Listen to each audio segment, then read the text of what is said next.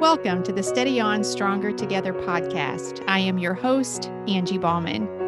I love interviewing people for this podcast, but let me tell you, few people have made me laugh as hard as Bunmi Laditan. Her honesty and quick wit is infectious and contagious, and while we were together, we covered everything from sipping hot tea to the dangers of dabbling in the occult. Bunmi's most recent book, Dear God, Honest Prayers to a God Who Listens, is a beautiful look at how we can talk to God with whatever we feel from wherever we happen to find ourselves. Prepare to both laugh out loud and be moved to tears as you listen to Bunmi share with you today. Let's listen in. Hello, Steady On community, and welcome to this Stronger Together conversation. It is my delight to be here with Bunmi Laditan. And Bunmi, welcome. Thank you so much for your time. Bunmi is promoting her new book called Dear God, Honest Prayers to a God Who Listens. Emphasis on honest, I would say. I love that. Bunmi, for those who may not know, is the creator of the popular Twitter account, Honest Toddler. Although I think I read somewhere that you're not on Twitter as much right now. Is that true? I'm not. Twitter's one of those neighborhoods. It's like, has some really good restaurants, here and there, hole in the walls, but overall, it's deadly. I feel like, Twitter has like great information, but I also find it terrifying. Yes, so, I have said through the years that it's a little snarky for me. Like I can't quite keep up or something, like I'm just not that witty or that quick or something. I'm like, yeah, it's just a little fast for me or something. And I'm too sensitive too. Like I'm stuff like, yes. Oh yeah, mm-hmm. It can be harsh, but as all social, I have a love-hate relationship with social media, as a lot of people do, because I think it is a wonderful place to hang out and to connect and to keep up. But then every once in a while, you're just like, you get a troll or something. You're like, where did that come from? Yeah, I know. It's just, yeah. Exactly. Like Twitter, like news breaks there instantly. Mm-hmm. But, you also kind of feel, it's a lot. All social media is a lot for different reasons. Each platform has its pros and cons. Yes, I agree. Yeah, they all have their own personalities for sure. Yes. Yeah. Mm-hmm. So Bunmi has contributed to New York Times, Parenting, Huffington Post. Her debut novel was Confessions of a Domestic Failure. I love that title for sure. And again, this book is Dear God, Honest Prayers to a God Who Listens. And just kind of as we dive into that, tell us just a little bit about yourself and your family, if you would. Okay. Let's see. We live right outside of Montreal, Quebec. Quebec is French Canada. For those who don't know, I don't judge you because I didn't know a lot about it before I moved here 10 years ago. But I'm from California. Okay. 3 kids from high school to 7, early high school to 7 years old. They're upstairs right now doing their best to give mom just a minute. Just a minute, I gave them each an activity. So, and we're in this pandemic, like everyone else, just trying to deal, and grateful that we're here and okay, but just trying to. What would you say? I didn't ask you this ahead of time, but what has been maybe one of the greatest impacts for you and your family from the shelter in place and the pandemic and all that? Oh man, I think. Well, one thing I'll say a positive thing and a negative thing. Yeah. A positive thing, like just being forced to be with yourself, not be able to just kind of move around the same way you used to, and being with your family so much, you kind of have to face the different dynamics that needed fixing, that needed healing within the family. And also a negative, though, has been anxiety levels have gone up for everybody. One of the things you talk about that I loved was about your desire to write for those who are thirsting for something more. And I wonder if you just talk about that for a second. What has thirsting for something more looked like in your life, and why this book maybe is part of the way to address that?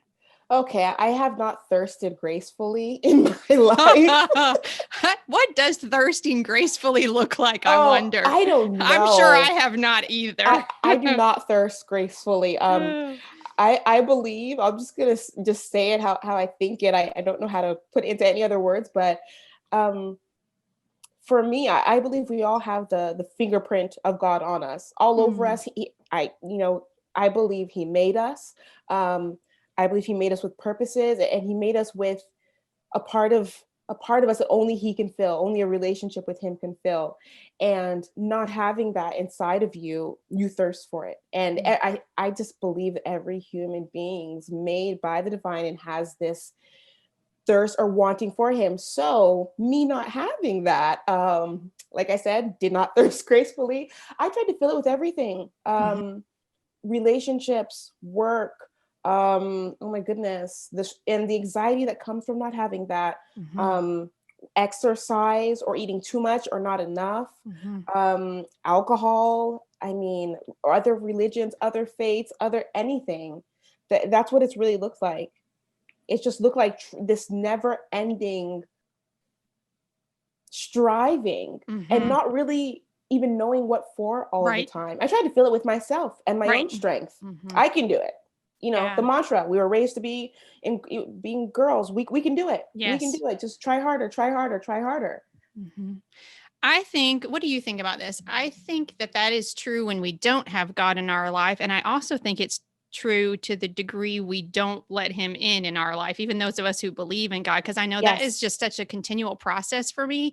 The more I will let him address my needs, the less I'm trying to fulfill those needs and other things. But it's a growing process, is it not? Yeah, it never stops. I think as we get closer to him, for me anyway, my awareness is quicker. Like, Ange, you're looking for this in something that you can't find it in, that thirsting. But I still do it. I've been walking with the Lord a long time, and I still do it. Those who listen to me very much know that my schedule is a big thing, that I'm very productive oriented or works oriented, if you will. And so when I feel like things are out of control or when I'm anxious, I want to put something on my calendar because that I can control. Right. And so, and he raises that awareness in me of, you're looking for this thing that you're thirsting for and something other than me again. I agree 110%. And I'm the opposite of you. I'm a messy person. It's just our thing though, whatever our thing is, right? Thing is, we will use it. So for me, instead of putting something on my calendar, I'll cancel something because I love the feeling of canceling. I love it. It's like that feeling of freedom, that feeling of peace. And it gives me that feeling of peace to not do something. So I'll have that feeling, when you need to pray and you just get that. And I'm like a baby believer, but I'll just get this feeling like I need to pray feeling, and I get that little feels a little uncomfortable, and I'll be like, okay, well I'm uncomfortable, so I think I'll look at YouTube for an hour and a half, just random videos, and try to get peace through there. It gives you that little bit of distraction, but not the peace. And then finally, I'll say, okay, so yes, God, I tried to run again. I'm here, and then I start to pray, and it's true. Like even as a believer, and as a believer, there is still that constant giving to him, and I'll give something to him and then I'll take it back.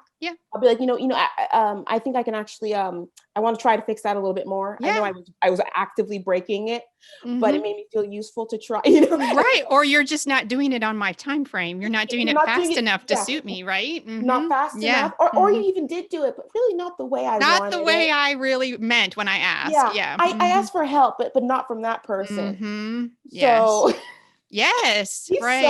He's so patient. He's so loving. I couldn't do it. Right.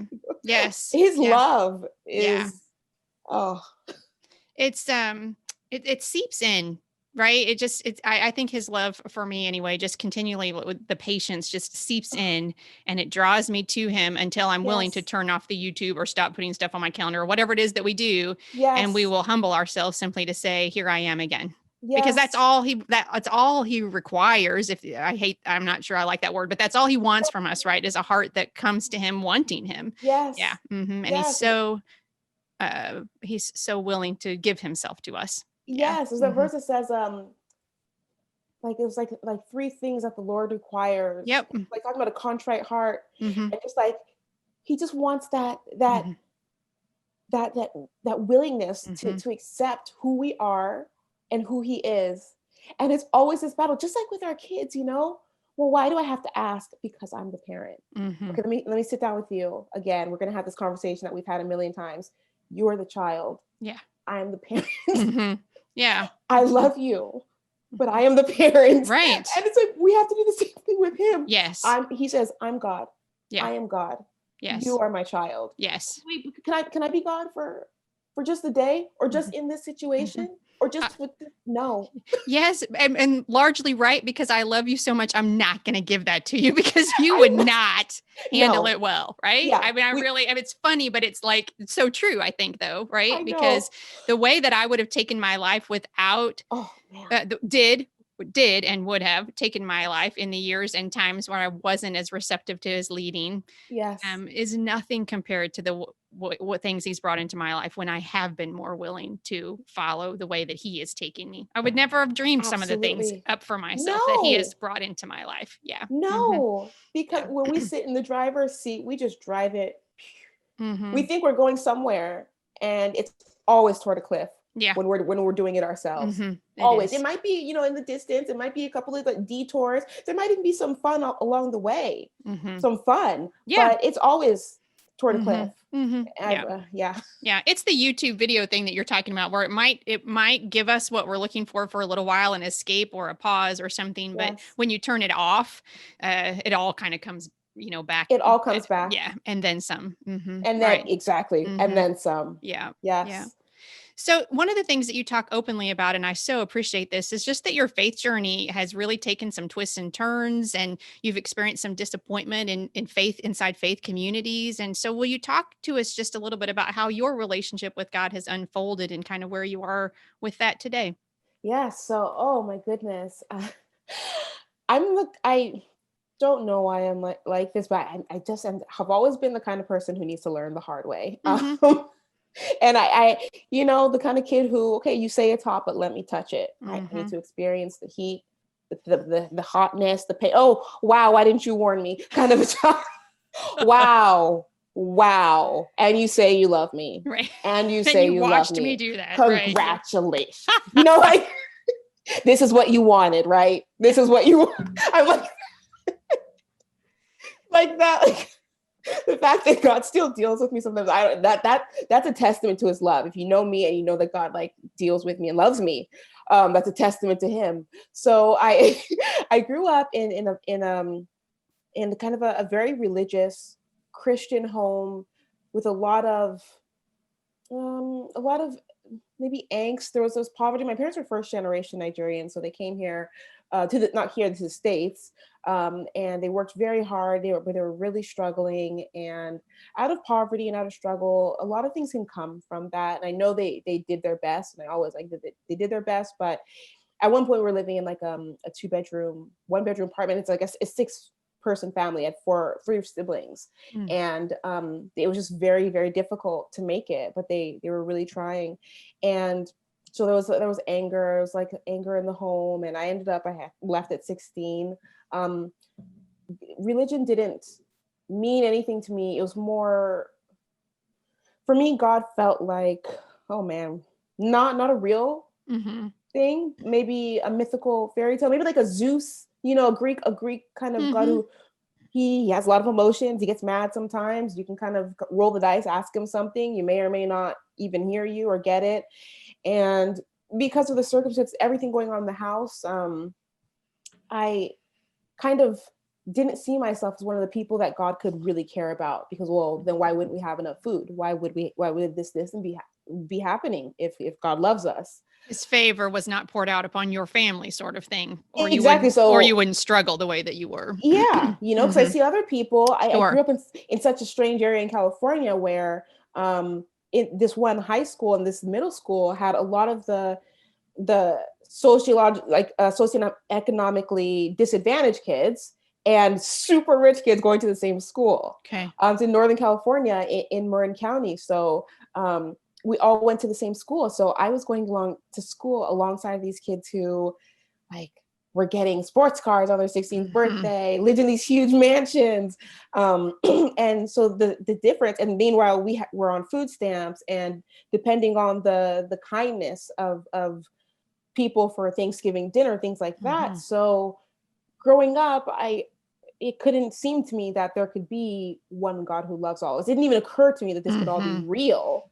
It's just kind of, you get what you get. And the good, lucky people get these amazing homes and families where they have the wiggle room to love, but I don't have that because I'm not worth that, so it never really meant. And then religion was kind of mixed with a lot of strictness too, that didn't, it just never wasn't something I was interested in. And even though I did meet some very kind Christians every now and then, it would still, overall, I had made my decision. Even when I did a little stint at a Christian university, I got a violin scholarship. I was at a community college I wanted to go, so they gave me a little bit of money for that. And still I had this lens of what I thought Christianity was, and I just decided, nope. And then you look for that, because there are always both people. Right. But when you have this idea, that's what you always look for. That's what's highlighted. So that it confirms your feeling. Yes. Yeah. See, I'm right, because that's how they act or whatever. I'm right. That's what they do. Right. It's all fake. It's all fake. It's all about control. It's just a big clique that I can never be part of because this, and this. Right. And so my high school sweetheart was Jewish, and it wasn't like a big part of his, it was. His family wasn't super religious. They're like Reform, which is like a more liberal type of Judaism, where you go for the high holidays, but it's still a very huge part of the culture and people. And a lot of his family did not survive the Holocaust, so it's like a huge part of the family and culture. And the family didn't make me convert or anything. But once I started studying Judaism, and I read Elie Wiesel's book Night. I read The Trial of God. And it just felt like I identified and I respected just this people group who had survived so much, especially the idea of surviving all of this and still believing in God. Right. Surviving these terrible things. And the fact that some, if not like many, many, many, could still hold on to their faith. And so as I began to study, and so we met when I was 16 and married when I was around 20, 21. And I studied. I ended up, his dad got me a conversion coach and everything. They work with you. And I loved every second of it. It felt like coming home. Wow. It felt like coming into this new community, that it wasn't based on, it wasn't about who you knew. It wasn't about how great your life and your history is. This is the people who didn't have a great history to hold on to. All they had is struggle, pain, running from one country to the next, and still here. And so I studied and studied, and still it was more about culture and history than God. I didn't really pursue God. Even when I had my conversion day, when you go in the mikvah, the ceremonial bath, and then you go and hold the Torah scrolls in the synagogue, and you make these vows, it wasn't about God. It was about me joining these people. Because I still, at that point, God didn't feel very real to me. But the community felt real. The community felt real. The faith felt real, but it was a faith more in, I'm not even sure, of just a faith. And I can't really even describe what that meant. I still said the prayers, I said the Shema, the statement of faith, all of that. But I still had no sense of this person, or not person, but this, you know what I mean? Yeah. And then, so at that point, I started living my life as a Jewish wife, Jewish mother, Shabbat, Friday nights, shopping on Fridays where we get all the things for Shabbat dinner, it's Sabbath, and loved it. Rosh Hashanah, High Holy Days, Purim, just loved all of it. And then we moved to Montreal. And shortly after that, the marriage ended. And at that point, once again, I'm just like, well, what do I believe in? Because my faith was tied so much to my marriage. Sure. And it was almost painful to observe it at that point, because they were so linked. And I'm in this new country, in this new city, where I barely even speak French. And French is it's such a big part of, if you have a doctor's appointment for your child, you talk to the government. I'm struggling to learn this language. I have no friends. My family is now my 2 children, and I'm just here. And I'm feeling abandoned by this God I don't acknowledge. And can I once again, no, I just want, those are powerful. Where once again, I feel abandoned by this God I don't acknowledge. That's a lonely place to be. Oh, it is. I think I couldn't even feel how lonely and alone I was. I think God has always shielded me from exactly like the the gravity of how I felt, because I probably wouldn't have survived it. 'Cause sometimes in my dreams, I would have these dreams where I could feel my feelings even deeper, and it was overwhelming. Overwhelming. That's the word that came to my mind too. Right. Oh, crazy. And I Yes. would have these dreams where I would feel everything, and I was like, and wake up crying. I'm like, oh my gosh, and is that how I really feel? And so, but during the day, you just have to go. Yeah. You got Especially as a kids. mom, You got you got snacks to kids. make and whatever. You Right. can't die. Yeah. You can't fall apart. Yeah.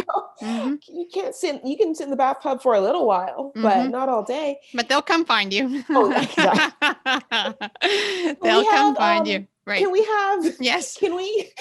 Can I play? She did. He did. Yes. Yeah. Yeah. And you actually thank God for that, because sometimes if they didn't, right. Imagine. Yeah. Absolutely.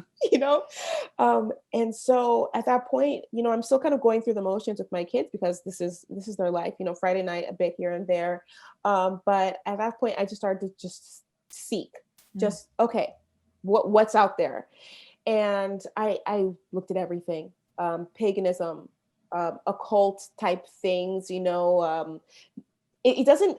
It sounds so scary, but the way those kind of things are packaged, it's more about like, getting in touch with spirit, nature, universe, manifesting. But what it's all about is, manipulating, acknowledging the spiritual world, trying to manipulate it for your own will. And that's the basis of all of those things. And I'm not here to condemn anyone, or even, I don't want to even offend anyone, but I didn't realize what I was doing. Yeah. I didn't realize that I had stepped into what ended up being a very dangerous place. Yeah. And it absolutely is, because we have eyes to see the physical for the most part. These things, like these places and these, like, they acknowledge the spiritual world. But what is often so not realized is that, okay, when you're doing these things, channeling, when you're doing these things, you don't always know who you're talking to. You don't always know what door you're opening. Just because something says they are friendly, they want to give you a gift. It's like someone knocks on the door. Hi, I'm here with a gift. Oh, yes, we would never do that in real life. But for some reason, because we're human beings and we want to make things happen, and we don't want to depend on organizations and religious places that have hurt us maybe, but we have to be so careful with these things. And I learned that the hard way. One of the girls who was very in this with me, she at some point, she just disappeared. She kind of fell in it more and more. It got very strange, very scary, very fast. But it all starts off as just asking the spiritual,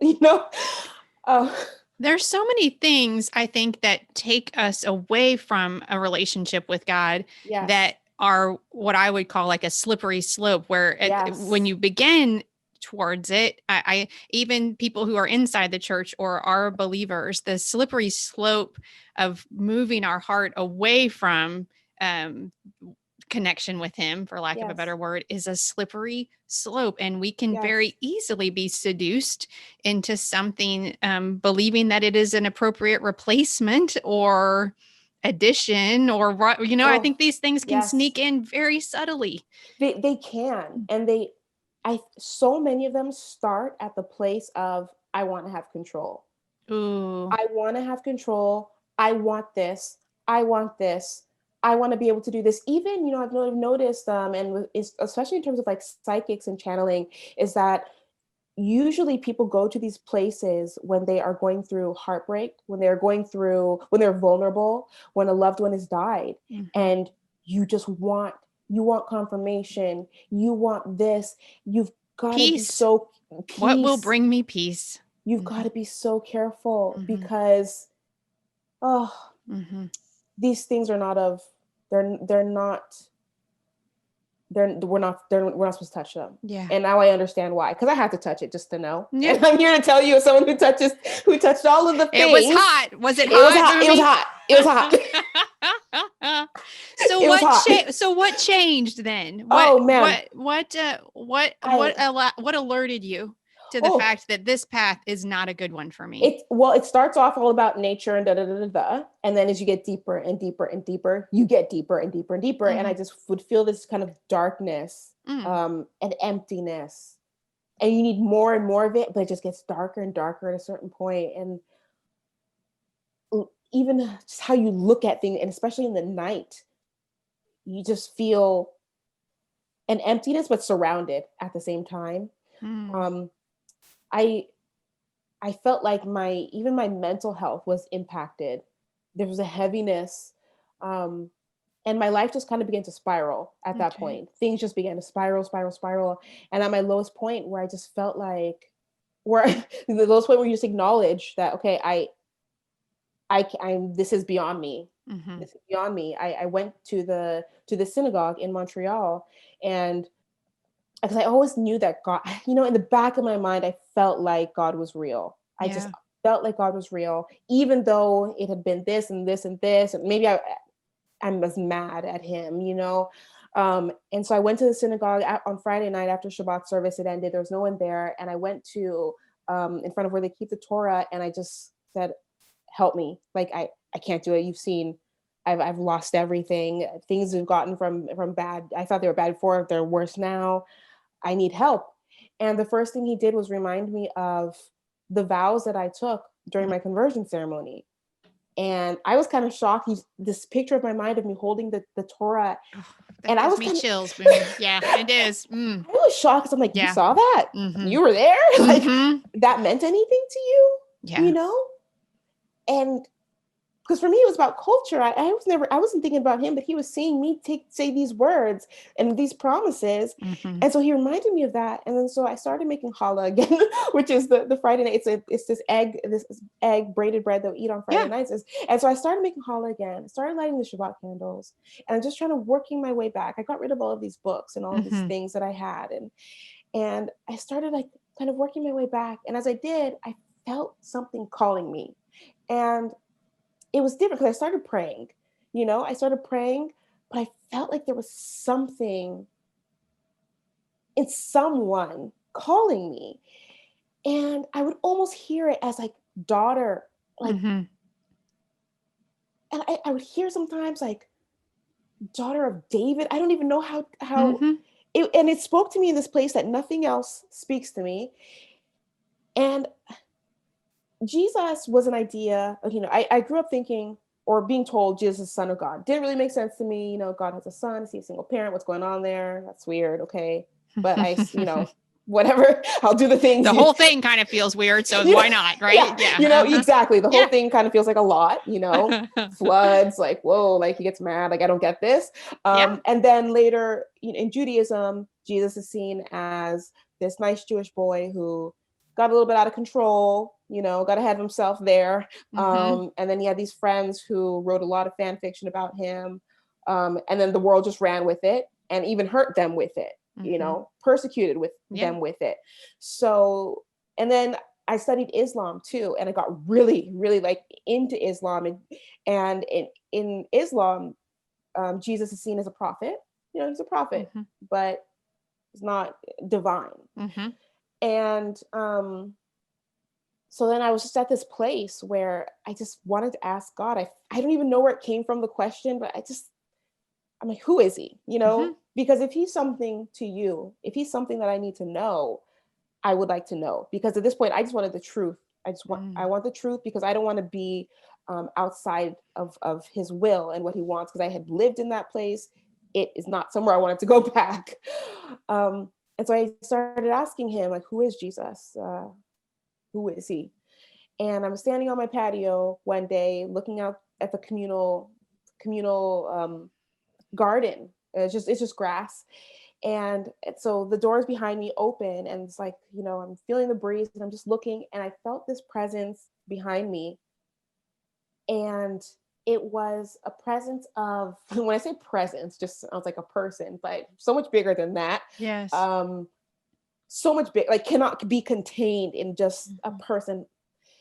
Felt like the most kind, gentle, but at the same time powerful. And I'd never experienced the combination of power and kindness like that all knowing. I knew that he knew everything. I knew that he knew me.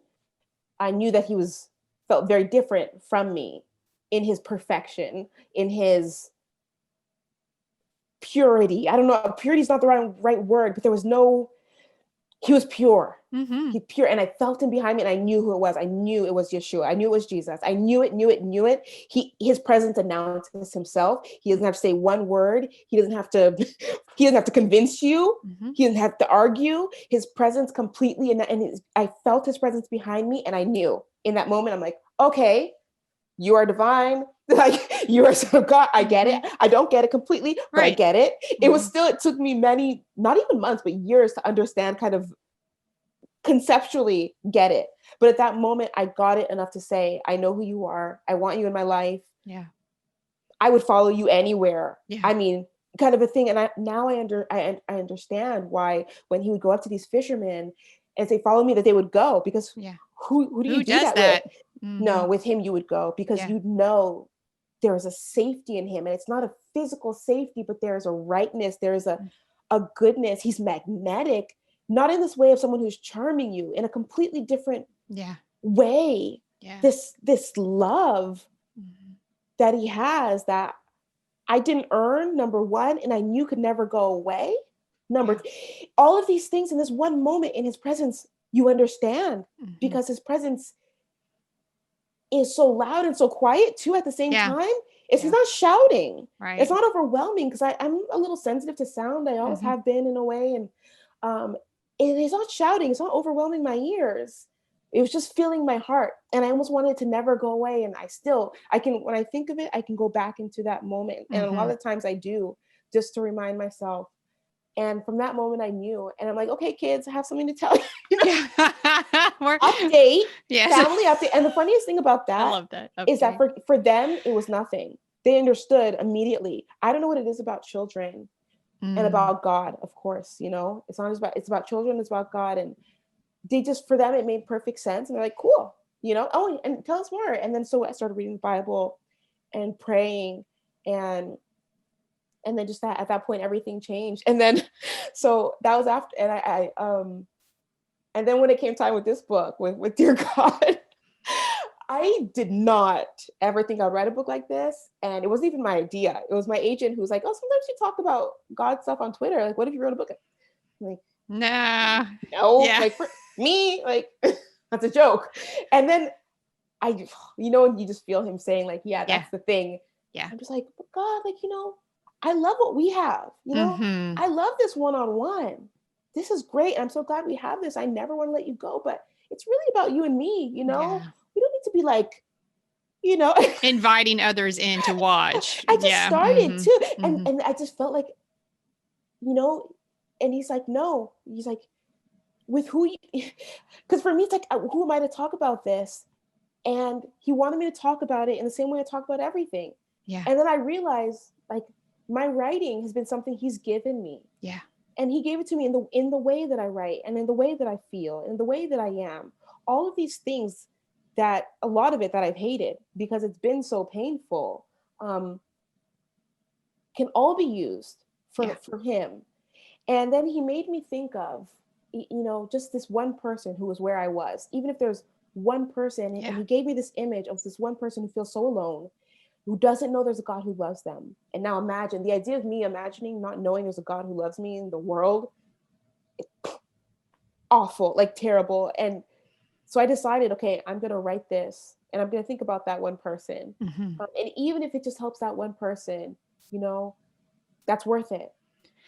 I think the prayers in this book are so great, because I know I've read that a lot of them are your prayers, or at least pieces of your prayers. They're very authentic, right? All of them are my prayers, and they were all written exactly where I was. Yeah. And that made it so difficult because as you're writing, you have an editor who sends you pages. So to read these things that still, because they came, and then immediately I would send them, and it was still raw, and it's still kind of like vulnerable. Like, I've always been an honest writer, but this was different. This is about me and God, and my real heart, not writing a character. And so when they sent me the final book to look at, they're like, so read through everything. I didn't even look at it. I was like, looks good, because I couldn't, Because as he was teaching me, and as I was writing, and as I'm experiencing things like praise for the first time, Yes. learning about forgiveness for the first time, I'm writing, and so all of the prayers are I think it's real very prayers. brave what you've done. I want to read just a couple of things because I think this points to like a learning how to trust him, right? There's so much, and we're all learning how to trust him more. I think that's such a central issue in our faith walk. It But you write is. things like, I'm afraid your next move will take another chunk out of me. You could have rescued me, but you didn't. Who can't relate to that when something Oh, bad happens in our life that, if you're good and yeah, if you love me, then why am I here? That's the question that why exactly. has this happened to me? And I love it that you say, I'm still kind of mad. The reality is that that presence that you're describing on your patio that day, to me, it reminds me when you're talking, it's like this, deluge, is that the right word? These flood waters, right? That like, Yes, they destroy everything in their path except for it's a goodness, that it's things that need to be destroyed. yes, It's this loving kindness that you can't escape from, right? That's just pouring over you, almost so that you're exactly. like, I've had a few times in moments similar where I've actually prayed, you're going to have to stop. I can't take it. Like I like I know. just, yeah, I think you do know, where you're just like Yes. the presence of you and the love that I'm feeling and the invitation to draw close to you and the way that you are speaking over my pain, Oh, is so powerful it's gonna that tear me apart. I think it's going to tear me apart. It's Yes. gonna And blow me apart. yep. And in that moment, he like just holds you all the closer and says, I have you. You're not going to drown. You're not going, but it's a beautiful submission, I think, that he calls Yes, us to, it because he can is. be trusted, even when we don't know how we got where we are, even when we are still a little bit mad. He just continues to, I think, metaphorically wrap his arms around us and hold us close and say, together we'll do this, It's yeah. it's Hmm. amazing. It's not like anything else in the world. It's not like anything in the world. Yeah. And when Hmm. you've gotten all your lessons in the world about love, about Yes. trust, and about growth, Yes. and about what family looks like, even Yes. what a father looks like, Yes. what a parent looks like. This is a new thing. Yes. This is a completely new thing. So when he says, I love you, and I'm thinking, like, well, what does that mean? What does that mean? Is Hmm. that the love of a lover who can go away, Uh-huh. who Right. can see someone better? Is that the love a person who can give up on you because you're too Right. much? Yes. Is it the love of if the love of a teacher, like if I'm good enough, you'll keep loving Right. me? Right. And so you got to walk through all of these doors, and he leads you through all of these doors and Hmm. just kind of breaks each one down, Hmm. and still continually, still like it's an everyday thing, but it's a good thing. And to learn, okay, no, his love does not fail. Okay, no, it's not that kind of love. Hmm. Okay, I can mess up. Hmm. I can mess up, because one thing he led me through is quitting smoking Okay. cigarettes, and he led me through that, and I had picked it up in extreme, just depression, really. And Loneliness. Hmm. yes, Hmm. and he led me through giving that up, because I could not have done that by myself. And there have been times, even recently, right? I'm so dumb. Like I'll buy a pack of cigarettes because I'm just in that down place, and I'll smoke one, doesn't even taste the same. Hmm. And then I'm like, okay, well, this is it. I've done the thing that he's never gonna. He took it away, and I brought it back. Now he's not gonna love me anymore. And then I go, and he's still there. I Hmm. go to pray, and he's still there. Hmm. Whoa, you're not disgusted with me? Hmm. Like I can't be too disgusting for you. Like. That's the quote. I can't be too disgusting for you. No, I love it, because I do feel like, I think a lot of us feel like that. I feel like that sometimes, where you're just like, because for me, I have the same bad habits also, right? I have this, I know I want to talk to you just about how open you are about just mental wellness and what that is in your life. I have abuse and trauma in my background. And so I have learned over the years somehow to be very self-critical, right? I talk down to myself. I give in to insecurities. I'm convinced that everyone is going to leave me at some point, and I protect myself from that. Oh, I don't mean to speaking do my it. language. I know. Speaking this, I know this language. I I know know. this. I don't mean to do it, Yeah, but I realize that I'm doing it, right? yeah. And so I go back to him like with the cigarette, or like, well, I've bought it and smoked it again, Yeah. and yet he's like, you're not too disgusting for me. Let's go back to the childhood trauma and let's talk Yes. about it again, because it's what's affecting you today. Even though Yes. you are tired of it, I'm not Yes. tired of it. If it's still your need, it's still what I have for you to, like, to overcome. And that's, I don't understand that.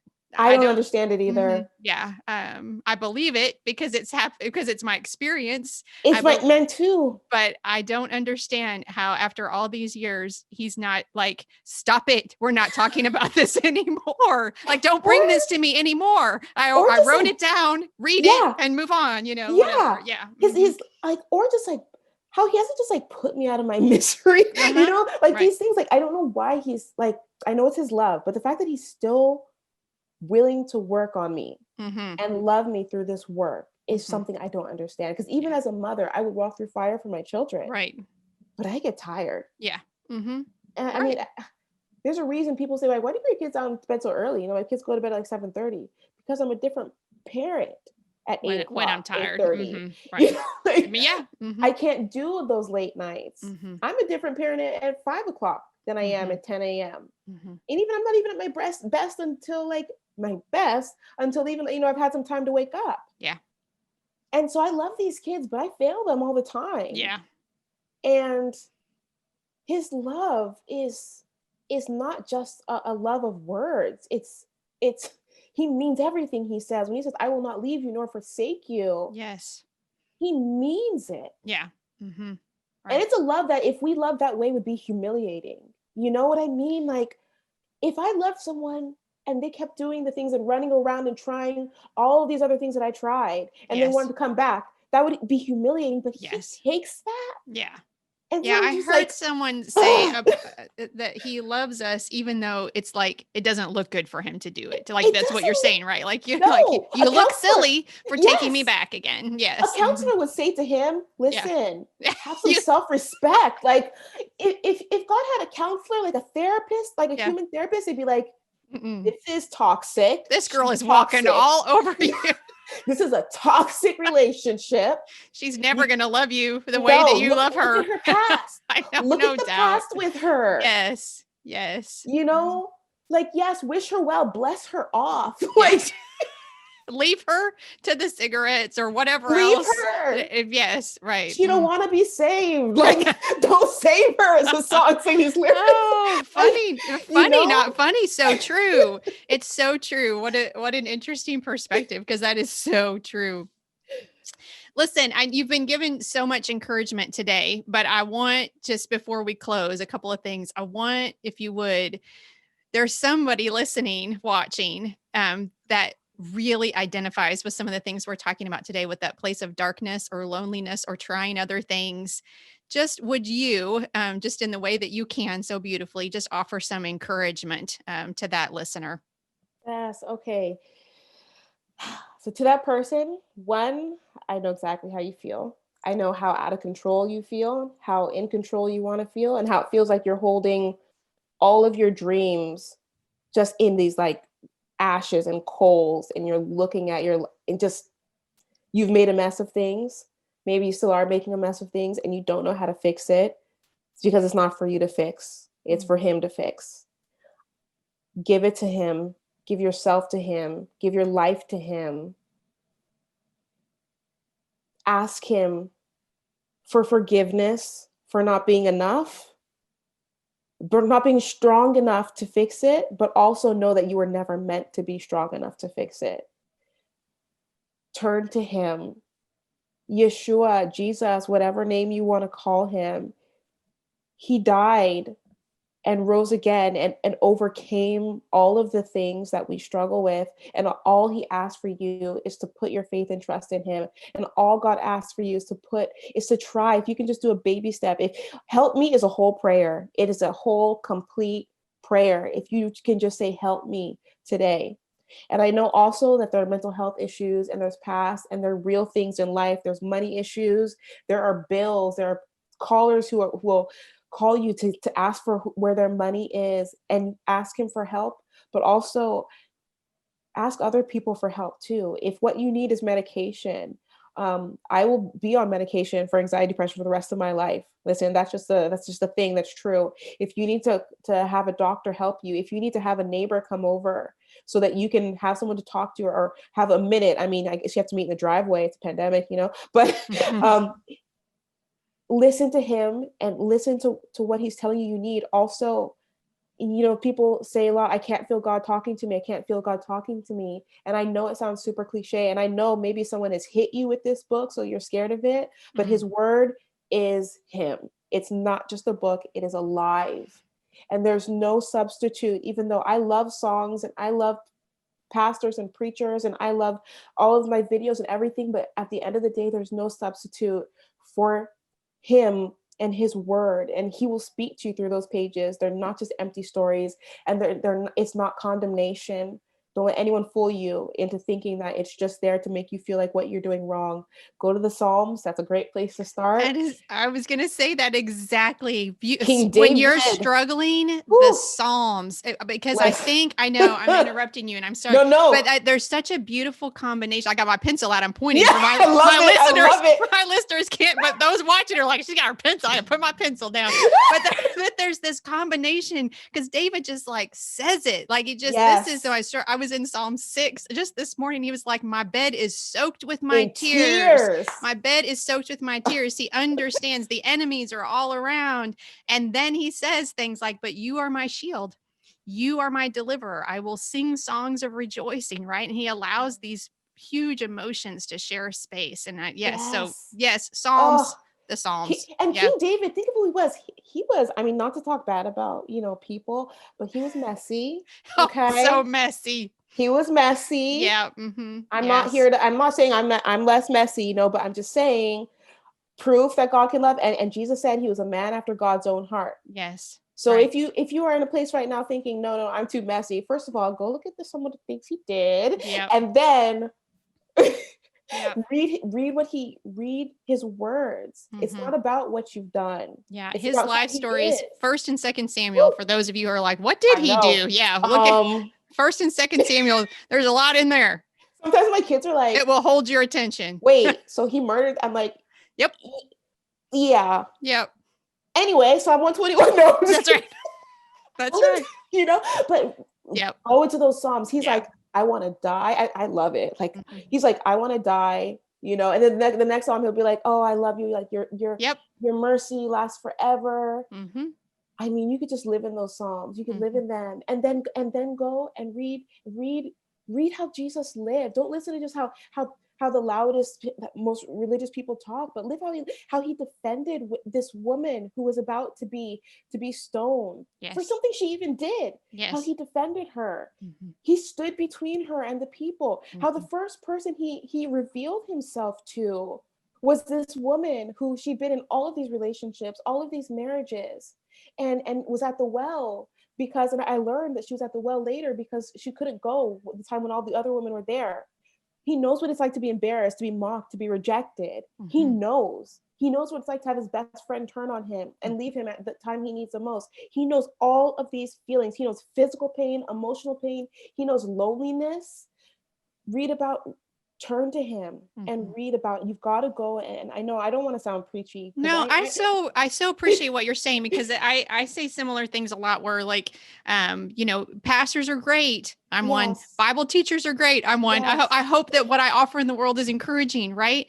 But don't get your only information from people, right? And podcasts are great. And I love music. Music can stir my soul and connect me to God so quick. I do too. I love all of those things. Yes. But you are so right that they're not, they add to our personal times with him, right? They remind us of, sometimes they can point us back to, but hearing him like you did on your patio that day, experiencing him, that comes from him. That's between you and him. Yeah. He is that word. Yeah. He is it. It's not just the book. Every time I go in there, I'm constant, and he will meet you while you're reading. I promise you, he won't fail you. Yeah. Give him a minute, give him time, give him a minute, give him a chance to save you from these things, even from world things, from what we're going through. People are struggling with bills, with money. I know how that feels like, and struggling with their kids, struggling with in marriages, struggling with exes, but he is bigger than all of these things. Yeah. I promise you, he is bigger than them, and he will meet you, and he loves you. He loves you. He knows you. He knows you, and he sees you, and he loves you. Yes. Yes. I think it's Tauren Wells. I don't know what kind of music you listen to, but I think it's Tauren Wells that has a song called Known. I think it's Known. And he talks about how I'll link it in the show notes. I'm fully known and loved by you. That's like the main thing that he sings over and over again. And I just love that. Yeah. I'm fully known and loved. Period. Yeah. I got chills. Yeah, I got complete chills. I'm going to look up that song Known. Yeah. Okay. Yeah. Tauren Wells. I think that's how you say it. Tauren. Tauren Wells. Yeah. It's a beautiful song. So, hey, before I let you go, this has been delightful, but this is a question I always like to close on when I can remember. Every once in a while I forget, but just in general, what are you watching, listening to, reading right now that's keeping you connected with God? Oh, I love this series. You probably heard The Chosen. I have never seen it, but I have heard. No, I have not seen it. You like it though, huh? Okay. I don't like it. I love it. You love it. Okay. Oh my gosh. I have heard of it. Oh, you watch it in the app. So you get the app and you watch it but you can also watch it. Oh, it's on like Pureflix too. Okay. You can watch one episode on YouTube. It's free. And they're working on season 2. I've watched a lot of like Bible, like nothing has touched me in the way that this has. Really? Yeah. Okay. All right. Nothing. That's great. I'm jealous that you get to watch it for the first time. You know? I'll do a note, tell you. Yes. That was so good. Yes. The Chosen, incredible, amazing. I love on my phone, I like the ESV Bible. I know there's a lot of different translations and people feel different ways. Yep. I also love, and this is maybe people aren't gonna kind of like respect me less for this, but I love the Good News Bible. It's simple, plain language, and that's what I read to my kids at night. I love comparing the translations, especially when I get into something, and then you can look at it like in the YouVersion app or something, you can hit compare and it'll bring up all that. I love doing that because I'm like, what does somebody else say this means? Yeah. That is so cool. Because the words will be a little bit different. But it's sometimes bigger meaning sometimes. Yeah, exactly. Yes. So with the kids, I read that one, but I know they have some books in there that some people don't agree with too. So, but I just read them. I read them that one at night, and it helps them ask questions, and they're just like, "Whoa, what's that happening?" They're like, Yeah. And what else? Oh man, lotion. I like Aveeno. I'm not sponsored by Aveeno or anything. No one gets paid for this. No. Yeah, no one's getting paid for this. It's super dry, and that's the only lotion that works for me. I love it. So if your heart is really aching or if your skin is dry, this podcast has been the answer that you've been looking for. I love it. And for people who are writers, if having a journal just to write notes in, but also I use the notes app on my phone, and I also email things to myself. Yes. And so that helps a lot with that. Let me think of something. Oh, tea. I love tea so much. Oh, I do too. Here, you want me to tell you a funny story about tea? Yes. So I got on Amazon recently. I can't believe I'm going to tell you this. So they have different, like I live in this little town. We don't have just like every, kind of tea, hot tea. Yeah. That's what I like. And so I'm like, oh, they have like toasted coconut on Amazon and stuff. Whoa. And I love coconut. I'm like, I need a box of that. And it was the holidays. So I bought a box of eggnog, flavored tea. I know it was so good. And I thought I was buying a box of tea. Did you buy what did you get? Case of each of them. I have thousands of tea bags. I could send you some. Give me your address. I'll send you coconut and eggnog tea because I have lots of tea. Oh, word. Okay. I almost bought some paper plates on Amazon this morning. Then I saw that it was 1,000. You got to pay attention to the count because I'm like, don't subscribe either. By accident, you can subscribe. They'll send me a case a month. A month of tea. Like you're running a cafe. Right, exactly. So I'm going to be podcast cafe. I am going to be drinking coconut tea until I'm a grandma. Is it good? Eggnog tea? I haven't tried the eggnog, believe it or not, because I've been drinking coconut. But I have coconut in my cup this morning. You betcha I do.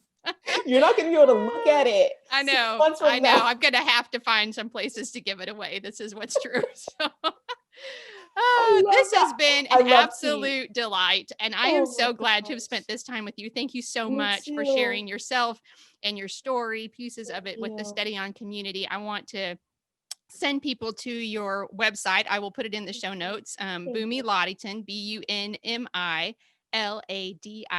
BUNMILADITAN.com. Thank you. And the book is Dear God, Honest Prayers to a God Who Listens, available January 26th. We'll get the date right this time, January 26th. Where else do you hang out that you would like people to find and follow you, Bunmi? Oh, I like this little website. It's so fun, called Facebook.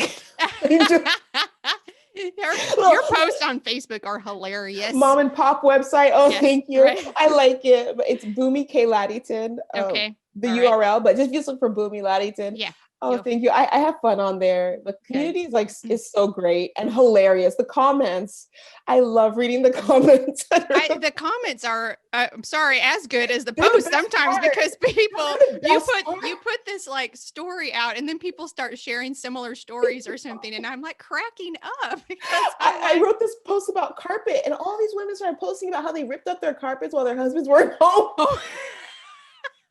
I'm like, this is a thing that's happening. It's like an epidemic. These women just with these crowbars who snap, just ripping up carpet. I've been home with my kids too long and now the carpet is going. Something has to go. It's going. I am taking control over the things that I can. Oh my goodness. So fun. I love the comments. I just read them and just crack up. Oh, well, find her, follow her, and get this book because it is just rich with honesty. And Bunmi, we just appreciate and love you so much. Thank you for sharing time with us today. So. Thanks for having me on here. I had a blast. Until next time. Thanks. Peace. Bunmi challenged me with a powerful reminder that we're never too disgusting for God. I don't know about you, but there have been times in my life where I wondered. Some days I still wonder as I work to stay mindful of my tendencies towards perfectionism, the temptation I have to compare myself with others, and the speed at which I can get tangled up in my pride. It is, quite frankly, disgusting. And yet I cling to the promise found in Lamentations 3:23 that says, God's mercies that can cover all the disgusting are new every single morning. Thank you so much for listening. I pray that wherever your day takes you, you are walking in the confident knowledge that you are a beloved, cherished child of God. Peace.